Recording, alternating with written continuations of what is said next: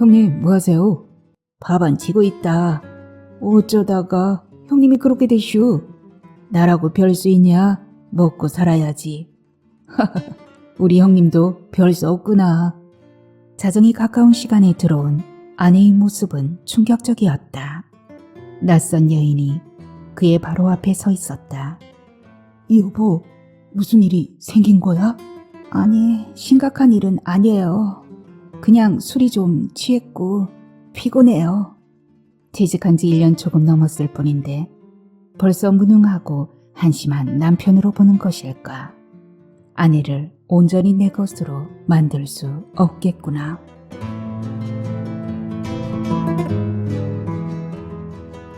낯선 여인 이다경. 그는 옆자리가 선뜩한 걸 느꼈다. 옆으로 고개를 돌려보았다. 새벽까지 분명히 옆에 있었는데 아내의 자리가 비어 있었다. 언제 나간 것일까? 요즘 아내는 이렇게 슬그머니 그의 옆을 빠져나가곤 했다. 어느 날부턴가 아내는 그의 가슴이나 어깨에 몸을 기대는 법도 없었다. 이전에는 늘 그가 있는 쪽을 보며 누워 잠들었는데 요즘은 반드시 누워서 멀뚱멀뚱 천장을 바라보거나 아예 벽을 향해 돌아눕는다는 사실이 문득 떠올랐다. 그는 이불을 걷어내고 일어나 앉았다. 거실 쪽에 귀를 기울여 보았지만 아무런 기척이 없었다. 고개를 돌리고 벽시계를 쳐다보았다. 어둠에 가려 시계의 테두리만 보이고 바늘은 보이지 않았다. 그는 침대에 걸쳐 앉은 채 잠시 어둠을 응시했다. 밤에 몇 번이나 잠을 깬 탓인지 머리가 지끈거리고 몸이 무거웠다. 주먹을 쥐고 관자놀이를 지그시 눌렀다.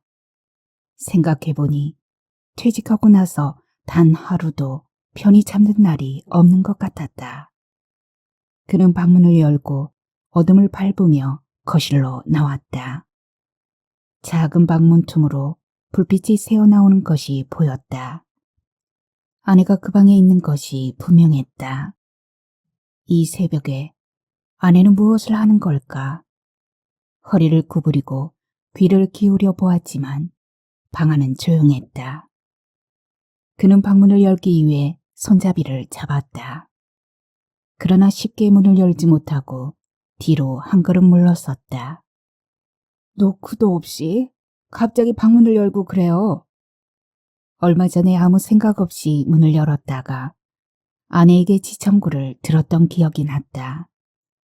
그날 아내는 못된 짓을 하다가 들킨 아이처럼 무척 당혹스러워했다. 아내의 목소리에는 노여움까지 섞여 있었다. 오, 알았소. 당황한 그는 멀뚱해져서 얼른 문을 닫아주고 돌아섰던 것이다. 요즘 아내는 틈만 나면 그 방으로 들어갔다. 원래는 아들이 쓰던 방인데 아들이 결혼해서 나가자 아내의 방이 되었다. 그 방에서 아내가 무엇을 하는지, 어떤 생각을 하고 있는지 그는 알지 못했다. 다만 그 방에서 나올 때 아내의 모습은 생기가 있어 보였다. 그는 유령처럼 어둠 속에 서서 아내의 방을 바라보다가 베란다로 향했다. 4월 하순의 서늘한 새벽 공기가 어깨를 에워쌌다. 팔짱을 끼고 서서 밖을 내다보았다. 종점마당에 빼곡히 누워있던 버스들이 하나둘 일어나 시내로 들어가고 있었다. 그는 잠바주머니에서 담배 하나를 꺼내 입에 물었다. 요즘 자고 일어나서 가장 먼저 하는 일이 담배를 피우는 것이었다. 또 담배 피웠어요? 아휴, 냄새. 요즘 아내는 사소한 일에도 곧잘 언성을 높이곤 했다. 퇴직한 지 1년 조금 넘었을 뿐인데 벌써 무능하고 한심한 남편으로 보는 것일까. 그는 종점마당을 빠져나가는 버스의 꽁무니를 바라보며 희끗한 담배 연기를 내뿜었다. 커피를 마시기 위해 부엌으로 가서 싱크대 서랍을 열었다. 허리를 구부리고 서랍을 뒤적였으나 찾는 커피가 보이지 않았다. 세 개의 서랍을 다 열어보았지만 그가 좋아하는 헤즐넛 향의 마끼아또는 없었다. 요즘 들어 그가 즐겨 먹는 볶은 땅콩이나 간식거리는 늘 떨어져 있고 셔츠에 떨어진 단추는 그가 말하기 전에는 다시 달리는 법이 없었다. 입맛이 없을 때 자주 해주던 더덕구이를 못 먹은 지도 오래됐다고 그는 생각했다. 손에 잡히는 대로 믹스커피를 하나 뜯어 잔에 넣으면서 그는 왠지 기분이 쓸쓸해지는 것을 느꼈다. 언제부터인지 그와 아내 사이에는 애정을 담은 아침 인사도 생략되었고 사소하게 공유하는 부부만의 비밀도 없었다. 자고 일어나면 잘 잤어요? 커피 한 잔 드려요? 라고 묻던 아내의 상냥한 목소리는 꿈에서 들은 듯 아득했고 정성스레 차려주는 식탁 앞에 앉아 본 지도 까마득하게 여겨졌다. 그는 아내의 이런 변화를 어떻게 받아들여야 할지 난감했다. 아내는 원래 이런 사람이 아니었다. 매사가 야무지고 실수를 허용하지 않는 여자였다. 그가 무엇을 찾으면 정확하게 있는 곳을 기억했고 집안은 늘 정결하게 정돈돼 있었다. 냉장고 문에는 냉동실에 들어있는 식품의 종류와 유통기한을 적은 메모지가 빼곡하게 붙어 있었고 칼로리와 영양소까지 따져가면서 식단을 준비하던 여자였다. 그런 완벽함이 가끔 그를 숨막히게 할 때도 있었지만 그는 그런 아내에게 믿음이 갔고 사랑스러웠다. 또한 아내는 자신의 외모 관리도 철저해서 결혼 전의 날씬한 몸매를 그대로 유지하고 있었다.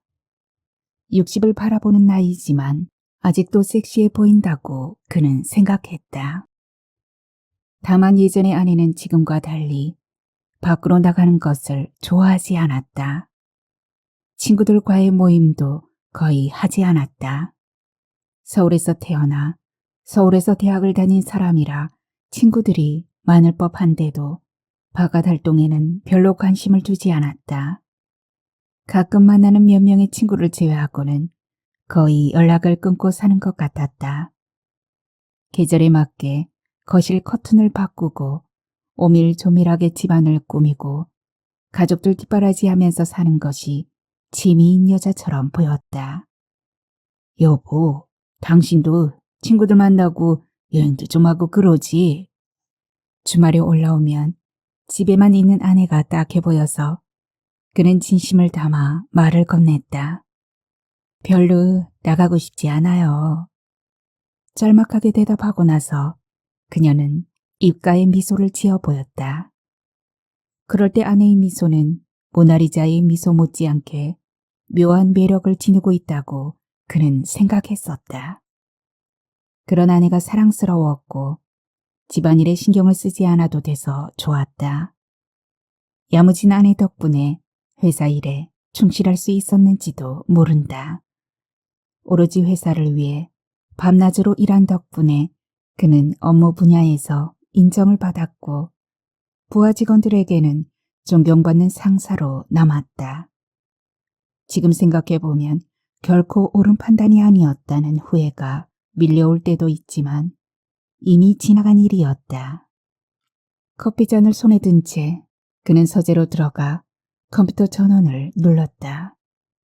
커피를 한 모금 마시면서 일할 만한 자리를 찾아보았다.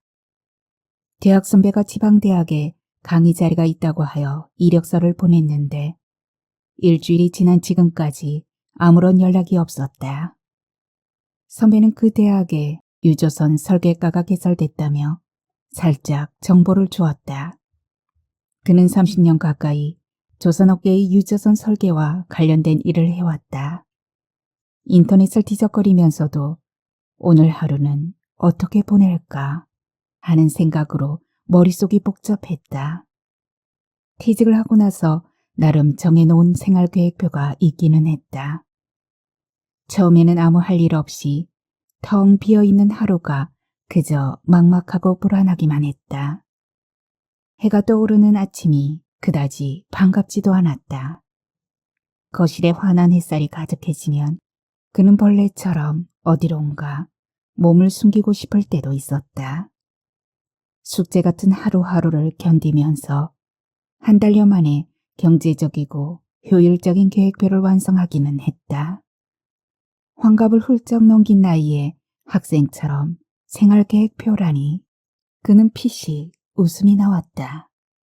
예전에 그는 공휴일도 회사에 나갔고 직원들보다도 먼저 출근했다. 휴가라고는 가본 적이 없는 사람이었다. 당연히 가족들과 같이 여행을 가본 적도 없었다. 그는 자신이 없으면 회사가 안 돌아간다고 생각했던 것 같았다. 요즘에 와서 생각해보면 참으로 어이없고 순진했다는 생각이 들지만 그때 그에게는 회사가 전부였다. 그의 직함은 영원한 부장이었지만 상무의 업무까지도 너끈히 해냈고 부하 직원들도 꼼꼼히 챙겼다. 표정이 어두운 직원이 있으면 조용히 밖으로 데리고 나가 밥을 사주면서 이야기를 들어주고 격려해 주었다. 출산 휴가에 들어간 여직원이 해산을 하면 기장미역을 사서 택배로 보내는 일도 잊지 않았다. 또한 열심히 일한 직원이 고가가 낮게 나와 진급에서 탈락되면 인사과를 찾아가 따지고 수정하여 억울한 부분이 없도록 해명해 주었다. 그는 자상한 아버지처럼 직원들 한 명 한 명을 살피면서 팀을 이끌어 나갔다. 당연히 그가 맡고 있는 부서는 문제없이 착착 잘 돌아갔고 회사에 흑자를 냈다.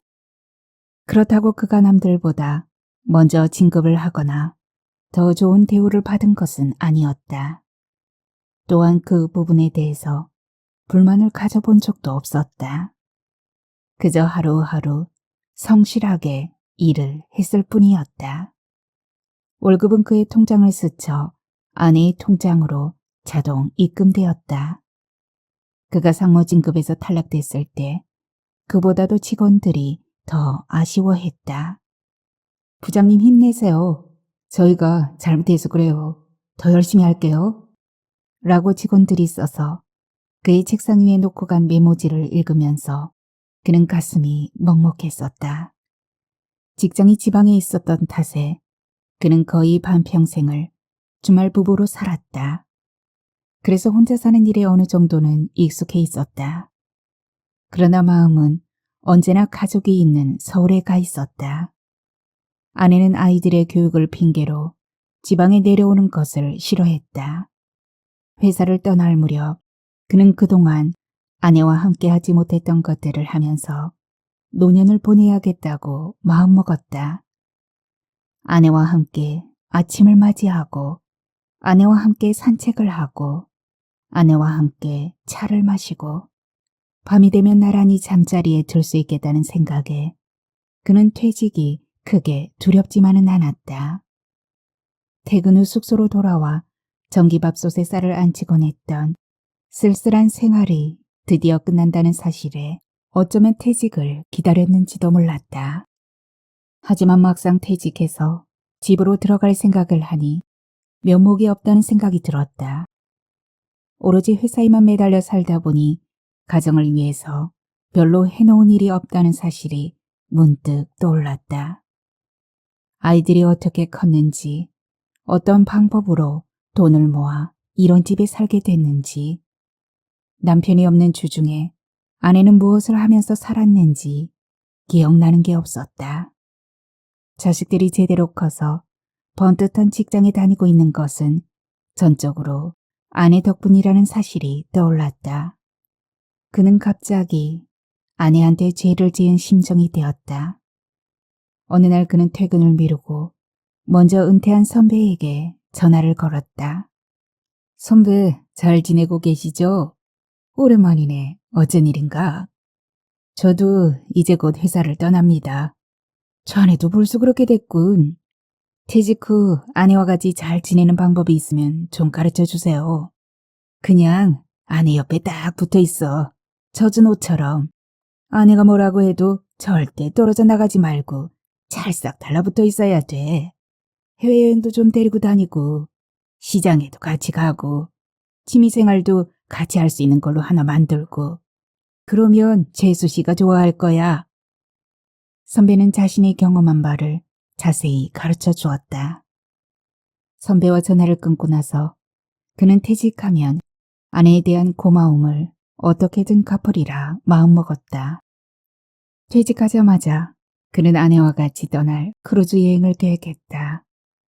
선배 말과 달리 아내는 크게 반기지 않는 눈치였다.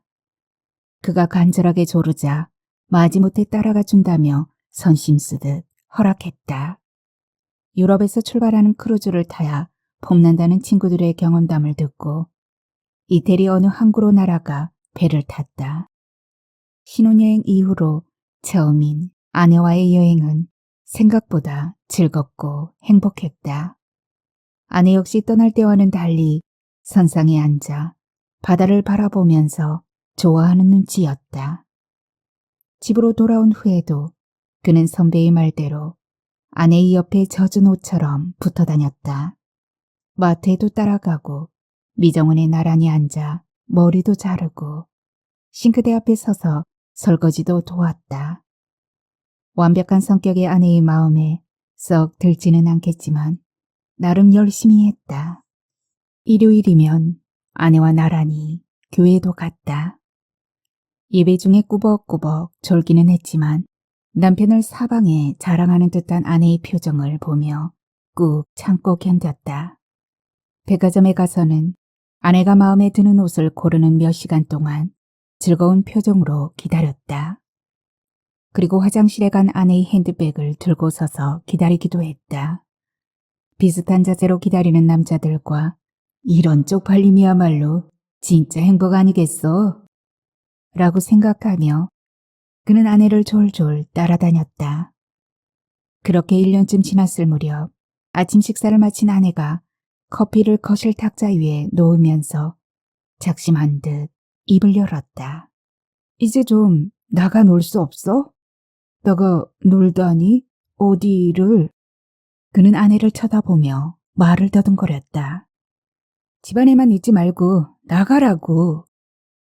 아내는 꼭 해야 할 말을 한 것처럼 흔들림이 없었다. 그는 갑자기 선배에게 들었던 말을 떠올렸다. 여자가 어떤 말을 해도 젖은 옷처럼 딱 붙어 있어야 돼. 이 상황에 왜 그 말이 생각났을까? 그래, 아내가 괜한 투정을 부리는 거겠지. 진심은 아닐 거야. 그때만 해도 그는 그렇게 생각했다. 지난 주말에 그는 오랜만에 연락이 닿은 친구들과 등산을 가기로 했다. 대학 시절 친하게 지내던 친구들이라 소풍을 앞둔 아이처럼 설레면서 약속 날짜를 기다렸다. 다들 어떻게 살았을까? 어떤 얼굴들을 하고 나타날까? 학창 시절의 모습을 떠올리며 그는 즐거운 마음으로 배낭을 챙겼다. 여보, 내일 동창들과 도시락 싸가지고 등산 가기로 했어. 그는 약간 들뜬 기분으로 아내가 있는 방 쪽을 보며 말했다. 설마 나보고 도시락을 싸라는 건 아니겠죠? 아내는 작은 방 책상에 앉은 채로 그게 나하고 무슨 상관이 있냐는 듯이 가볍게 던졌다. 그녀의 가볍고 작은 목소리가 그를 조롱하는 것 같았다. 들떠있는 그와는 다르게 그녀는 너무 침착하고 안정돼 보였다. 꼭 그런 건 아니라고 변명도 하기 전에 아내는 곧바로 방문을 닫아버렸다. 이것은 그가 원하던 그림이 아니었다. 그는 닫힌 아내의 방문을 물끄러미 바라보았지만 이제 그의 말은 죽은 장닭의 벼슬처럼 어떤 위험도 갖지 못했다. 다음날 새벽 그는 배낭을 메고 김밥집으로 달려갔다. 다른 친구들이 싸온 김밥도 그가 사온 김밥과 별반 달라 보이지 않았다. 그 김밥은 너무 건조해서 맛은 고사하고 잘 넘어가지도 않았다. 차고 딱딱한 김밥을 억지로 우겨 넣은 탓에 체한 것처럼 하루 종일 가슴이 답답했다. 등산을 마치고 돌아왔을 때도 아내의 태도는 별로 달라진 게 없어 보였다. 아내는 다른 생각으로 머릿속이 가득한 사람처럼 팔짱을 낀 채 거실에 조용히 서 있기만 했다. 별일 없었지? 어색한 침묵을 견디지 못하고 그가 먼저 말을 꺼냈다. 하지만 그녀의 대답은 엉뚱하고도 생뚱맞았다. 별일 없을 거야. 사고를 일으키면 안 돼. 그로서는 도저히 이해할 수 없는 말을 중얼거렸다. 나중에 알고 보니 아내는 조금 전까지 누군가와 전화로 통화했던 모양이었다. 요즘 조용한 그의 핸드폰에 비하면 아내는 자주 핸드폰을 열고 뭔가를 확인하고 문자를 보내곤 하였다. 그 상대가 누구인지 일일이 물어볼 수는 없는 노릇이었다. 사고라니, 지금 무슨 얘기를 하고 있는 거야? 그런 게 있어요. 당신은 알 필요 없어요. 여전히 그녀의 마음은 남편이 아닌 다른 곳에 가 있는 것 같았다. 그는 고개를 옆으로 설레설레 흔들었다. 이것은 그가 생각했던 노의의 방향과는 거리가 있었다. 그는 갑자기 피로가 몰려왔다. 아내가 변한 것이 정확히 언제부터였을까? 아들이 결혼을 하고 나서부터인 것 같기도 하고 대학을 졸업한 딸이 외국으로 유학을 떠난 직후였던 것 같기도 하다. 어쨌거나 그로서는 아내의 그 완고한 시간을 메워줄 수 있는 방법이 없다는 것이 숙제였다. 아내가 완벽히 그녀의 시간을 가질수록 아내에게 더 가까이 다가가고 싶은지 알다가도 모를 일이다. 그럴수록 자신의 모습이 초라해지는 것을 느꼈다. 그는 공원 벤치에 누워 흘러가는 구름을 바라보았다. 태양의 위치로 보아 저녁 때가 되려면 아직도 시간이 많이 남아 있었다. 4월의 하루는 너무 길다고 그는 생각했다. 싸구려 백반으로 점심을 해결하고 공원을 몇 바퀴 돌았고 자판기에서 커피를 뽑아 마시고 화장실에 다녀오고 지나가는 사람들을 바라보고 다시 일어나 걷기를 수도 없이 반복했는데도 아직도 해는 머리 위를 조금 벗어나 있을 뿐이었다. 그렇게 생활하는 방식에 돈이 크게 들어가지는 않았다. 한평생을 고스란히 바치고 나서 받는 연금의 액수는 생각보다 많지 않았다. 그나마도 아내가 관리를 맡고 있어서 받는 용돈에 맞추려면 경제적이고 효율적인 생활 방식을 고수하지 않으면 안 되었다. 그는 일어나 근처 도서관으로 향했다. 시간은 오후 3시가 넘어가고 있었다. 요즘 그의 생활은 단조로웠다. 구립 도서관에서 책을 빌려보고 추어탕집에서 점심을 사 먹고 사회복지관에서 하는 일본어 강의를 들었다. 그곳의 수강생 대부분이 중년을 넘긴 여자들이었다.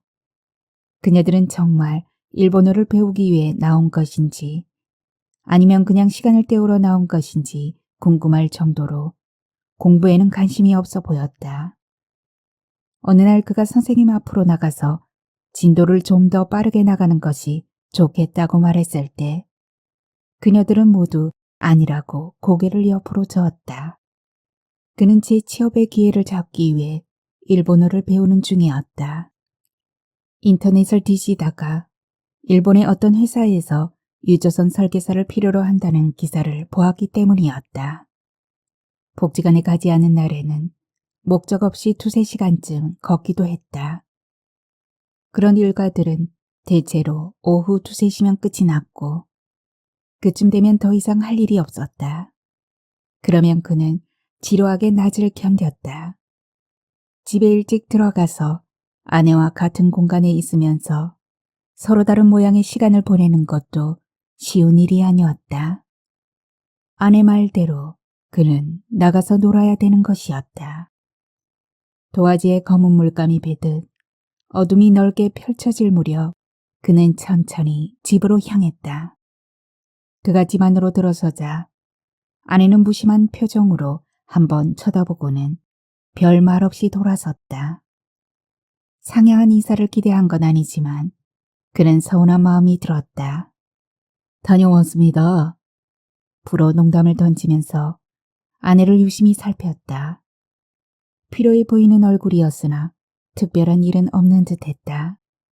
무슨 말이라도 걸어주었으면 했지만 아내는 무슨 퇴근하는 사람인가? 라고 빈정거리며 곧바로 작은 방으로 들어가 버렸다. 그렇다고 그를 무시하는 것은 아니었다. 다만 그가 아닌 다른 곳을 향해 가고 있다는 느낌이 들 뿐이었다. 그는 손을 씻기 위해 화장실로 들어가면서 주방 쪽을 돌아보았다. 식탁 위는 어둡고 조용했다. 한 지붕 아래 있기는 했지만 아내와 그 사이에 놓여 있는 시간은 점점 다른 모양으로 굳어가고 있었다. 그리고 무엇보다도 예전처럼 서로 같은 감정을 공유하고 느낄 수 없을 것 같다는 생각이 들었다. 그러니까 사랑과 애정과 욕정의 공동체인 그에게서 아내는 차츰 멀어져 가고 있다는 것이다.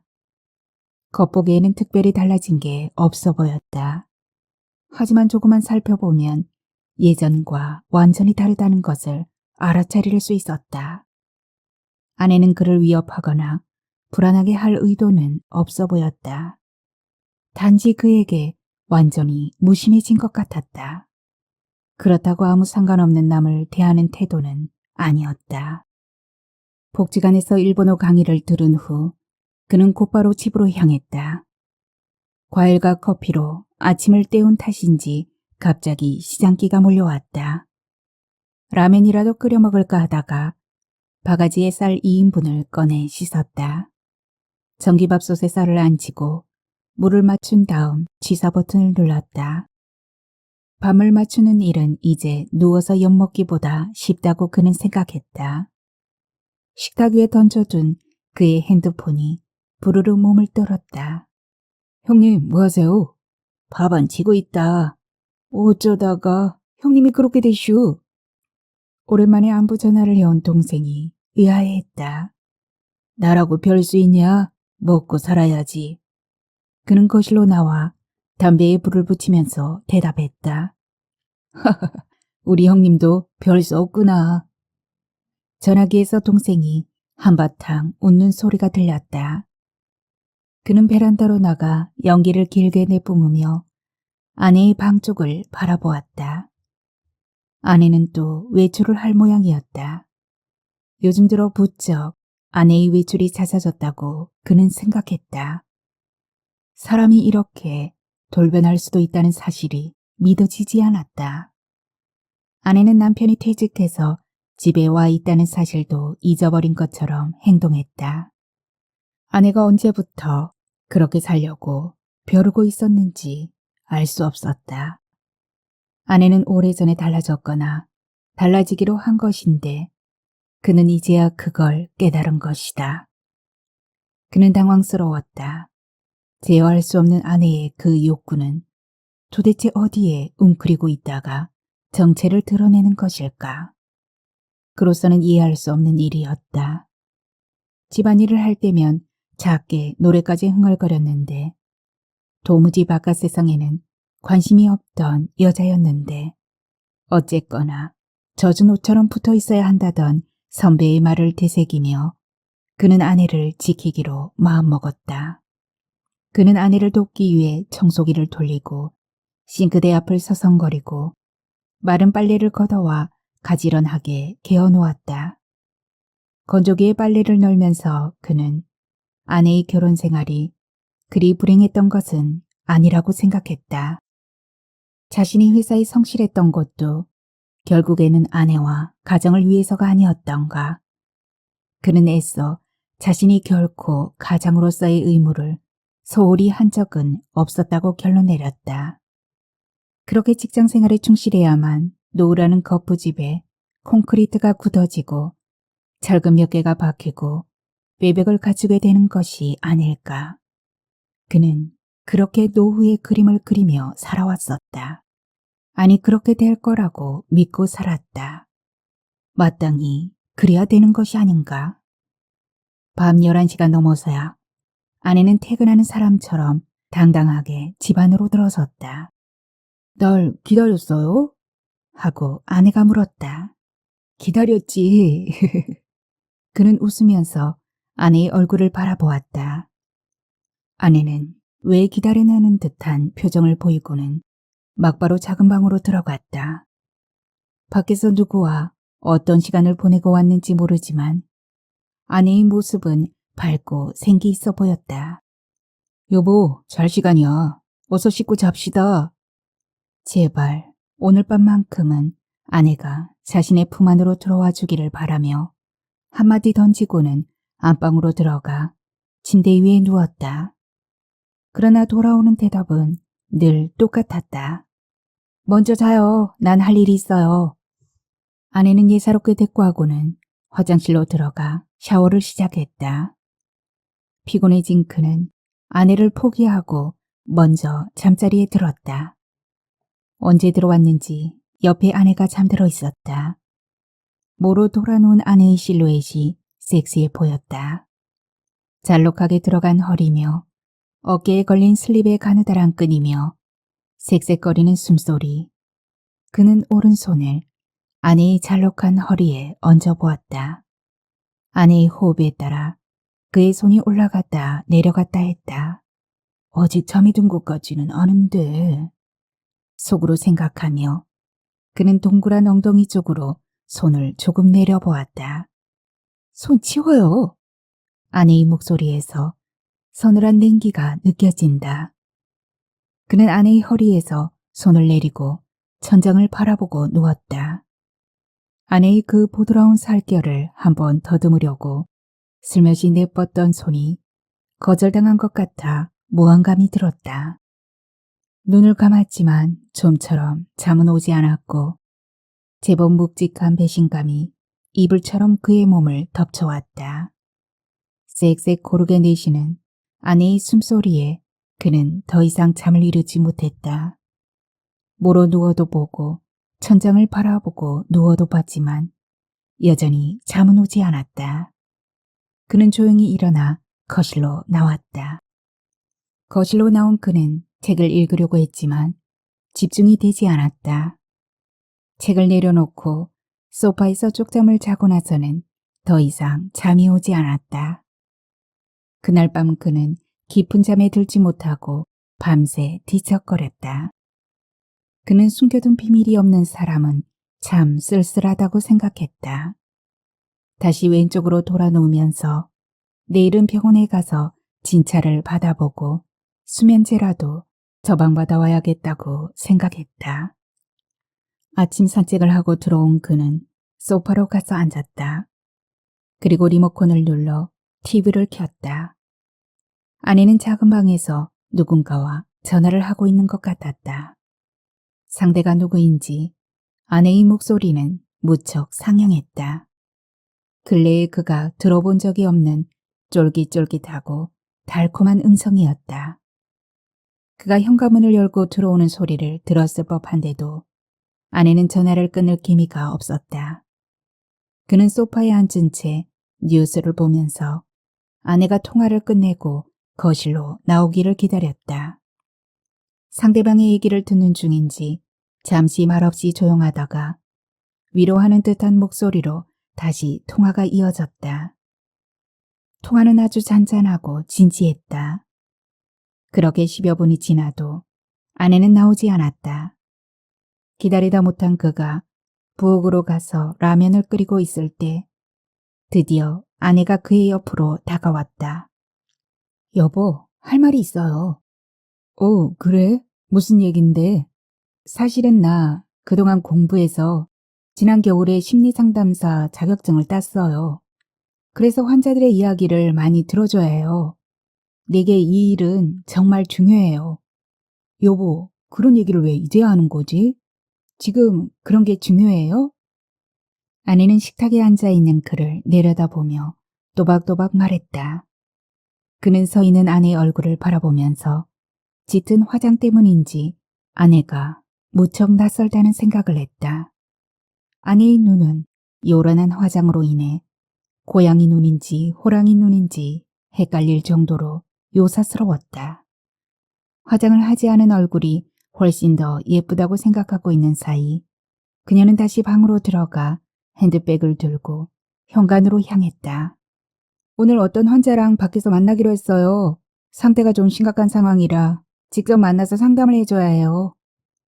아내는 그를 쳐다보지도 않고 내뱉고는 문을 열고 밖으로 나가버렸다. 그 말을 할 때 그녀의 확고부동한 얼굴에서 마치 이미 시위를 떠나간 화살처럼 도저히 어쩔 수 없는 굳은 결심을 보았다. 그는 동시에 곧바로 다음과 같은 사실을 깨닫게 되었다. 마침내 일이 터지고 만 것이다. 이제 그 무엇으로도 아내를 온전히 내 것으로 만들 수 없겠구나. 그는 가슴이 벌렁거릴 정도로 당혹스러웠던 사실을 아내가 눈치채지 못한 것만도 다행스럽게 생각되었다. 아내를 배웅하고 그는 부엌으로 들어가 부른 라면을 식탁 위에 놓았다. 냉장고에서 반찬을 꺼내려는데 핸드폰이 울렸다. 한 손에 휴대전화를 든 채로 냉장고 문을 열었다. 뭐 하는가? 오랜만에 같이 등산을 갔던 동창이었다. 이제 막 산책하고 들어와서 아침밥 먹으려던 참이야. 반찬통을 꺼내면서 그가 대답했다. 자네 아내는 요즘도 밥을 차려주는가? 그럼 차려주지. 냉장고 안에 다른 반찬을 살피면서 대꾸했다. 자넨 장가 잘 간 줄 알아야 돼. 그는 다른 손으로 냉장고에 들어있는 반찬통을 꺼내 식탁 위에 놓으면서 달그락거리는 소리가 전화기 속으로 들어갈까봐 조심스레 움직였다. 친구는 언제 한번 만나자는 말을 하고는 전화를 끊었다. 전화를 끊고 나서 식탁에 앉으면서 그는 예전의 아내를 떠올렸다. 식은 음식을 드시면 안 돼요. 따뜻한 식사를 하셔야죠. 식사를 거르면서 무리하게 일하지 마세요. 아내는 마냥 밝은 표정으로 식단을 차리면서 말했다. 고작 해야 일주일에 한두 끼 얻어먹는 식사였지만 그는 정신적으로나 육체적으로 포만감을 느낄 수가 있었다. 오후에 그는 오래된 느티나무 한 그루가 선 곳에서 시간을 보냈다. 느티나무 아래에는 여러 개의 동그란 대리석 의자가 놓여 있었다. 도서관에서 빌려온 책을 읽기에 적당한 장소라 여겨졌다. 그곳에는 먼저 온 중늙은이 2명이 앉아 각자의 핸드폰을 들여다보느라 고개를 숙이고 있었다. 그는 그들과 조금 떨어진 자리에 앉아 책을 펼쳤다. 그러나 독서를 하기에는 장소를 잘못 선택했다는 것을 알았다. 그곳에는 얼마나 많은 사내들이 죽치고 앉아 담배를 피우고 가래를 뱉고 했는지 널린 담배꽁초와 쓰레기 탓에 어느 슬럼가의 골목을 연상시켰다. 그는 책을 덮고 앉은 채로 그곳에서 담배를 피우다 간 사내들을 떠올려 보았다. 그들은 이 자리에 앉아서 무슨 생각들을 했을까? 그들도 자신처럼 불안한 미래에 대해 걱정했을 거라고 그는 생각했다. 그는 딱딱한 대리석 의자에 앉아 미세먼지가 자욱한 오후의 시간을 바라보고 있었다. 밖에서 저녁을 해결하고 집으로 돌아온 그는 소파에 앉아 TV를 켰다. 리모컨으로 이리저리 채널을 돌려보았으나 볼만한 프로그램이 없었다. 그나마 글로벌 다큐멘터리 도시의 야생동물이란 프로에 채널을 고정시켰다. 그러나 그마저도 금방 심드렁해졌다. 그는 냉장고 문을 열고 캔맥주 하나를 꺼내 들고 다시 소파에 앉았다. 9시 뉴스가 끝나고 4부작 다큐멘터리 프로그램이 끝났는데도 아내는 돌아오지 않았다. 아내에게 전화를 해봐야겠다고 생각하고 있을 때 현관 번호키 누르는 소리가 들렸다. 자정이 가까운 시간에 들어온 아내의 모습은 충격적이었다. 머리카락은 산발에 가깝게 헝클어졌고 눈은 충혈되어 있었다. 아내는 현관에 들어와서 아주 천천히 신발을 벗었다. 그리고 거실로 들어와서 잠시 서 있었다. 그제야 그는 아내가 술에 꽤 취해 있다는 것과 그녀의 얼굴 어딘가에 심상치 않은 구석을 발견했다. 그녀의 창백한 얼굴은 둘째치고라도 물기가 뺨에서부터 턱까지 번들거리고 있었다. 눈 주위에는 시커먼 마스카라 자국이 눈물 줄기를 따라서 밑으로 그어져 있었다. 그의 아내가 아닌 낯선 여인이 그의 바로 앞에 서 있었다. 그는 벌렁거리는 가슴을 진정시키려고 손을 가슴에 대면서 말했다. 여보, 무슨 일이 생긴 거야? 아니, 심각한 일은 아니에요. 그냥 술이 좀 취했고 피곤해요. 그녀는 물기가 촉촉히 젖은 목소리로 대충 발음하고는 그의 상체에 몸을 기댔다. 그가 그녀를 받아 안으면서 말했다. 당신 이야기 좀 들어야겠어. 고개를 들어봐. 아니요. 쉬고 나면 다 괜찮아질 거예요. 아내는 비틀거리면서 핸드백을 거실 바닥에 놓아버렸다. 그는 아내를 데리고 방으로 들어가 침대 위에 눕혔다. 그리고 이불을 당겨 덮어준 다음 불을 끄고 거실로 나왔다. 아내는 뭔가를 숨기고 있는 것이 분명하다고 그는 생각했다. 그는 아내에게 아무런 비밀이 없는 사람이었다. 아내에게 무언가를 숨긴다는 것은 그의 성격에 맞지 않았다. 그래서 얻은 것이 고작 이런 결과란 말인가. 그는 왠지 직격탄을 맞은 기분이었다. 불을 끄고 컴컴한 거실 한가운데에 서서 그는 오한이 든 사람처럼 어깨를 떨었다.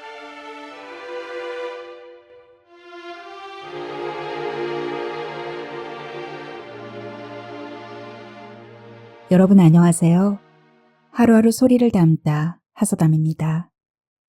오늘도 무더위에 많이 지치지는 않으셨는지 잘 지내고 계신지 궁금합니다. 네, 하소담이 오늘 준비한 소설은 이다경 작가님의 낯선 여인이었습니다. 작가님의 소설집인 더없이 푸근한 토요일에 실린 단편인데요. 주말 부부의 소원해진 부부 사이를 그리고 있었습니다. 애틋하게 함께 있고 싶어서 결혼을 하지만 뜻하지 않은 주말 부부가 되었고 주인공은 한계를 걸으며 열심히 일만을 한 결과 퇴직 후 취미와 여행은 물론이고 아내로부터 철저히 소외가 되었는데요. 이유는 뭘까요? 어쩌면 아내를 평생 자기가 보고 싶은 대로만 보아온 결과일지도 모릅니다. 퇴직 후의 삶도 어쩌면 아내와 함께 계획해야 하는데 일방적인 길을 걸었던 참혹한 결과인지도 모르죠. 여러분 중에 주말 부부를 경험해 보신 분 계신가요? 여러분들의 이야기가 궁금해지는 밤입니다. 네, 오늘은 여기까지 준비했고요. 하소담은 또 다음 소설 준비해서 오겠습니다. 더운 밤 끝까지 함께 해주셔서 감사합니다.